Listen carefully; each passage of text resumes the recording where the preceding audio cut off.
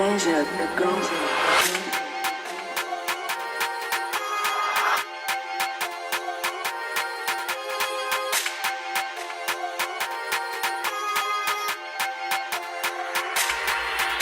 Kurditan, naka-reload na, naka-full magpa, mga bala na pangkitil. Bahala na sa mga bara na sinasabi na wag magpigil.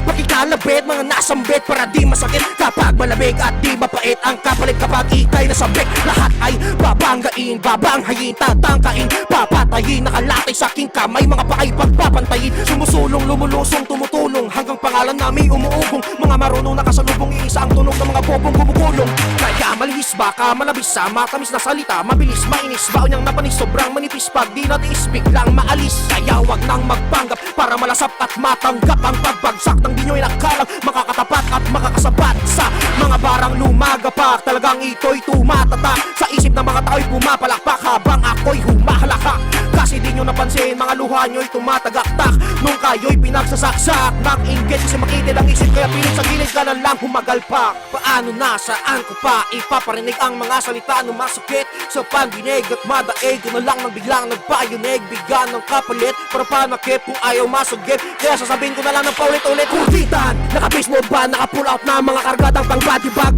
Pakinggan mo, baka mabaliw ka na lang, kailangan mo magparehab. Alin man tong nasa harap, magpaliyap at magpasiklab. Kaya tahimik ka na lang kung ayaw mong matiwalag sa itatag na palapag. Ganyan na lang, para di malalang, pambalang kay di kay halatang halang. Walang anumang panlalamang sadyang wala ka talagang mapapaslang. Di mo matapatan sa labanan ng barang dumaraan, kay heto na lang hanggang makaubusan. Natugmaan kay magkadamayan, paano ba naman ang kaya mo lang naman sa lahat na bigasan? Ano na, ano pa, ano ba sa iyong palagay? Di nga makakabantay, abay baka gusto mo sumakay para maitangay habang nakasubaybay sa pagpatay ko rin sa'yo. Naway, huwag ka nang magpasaway.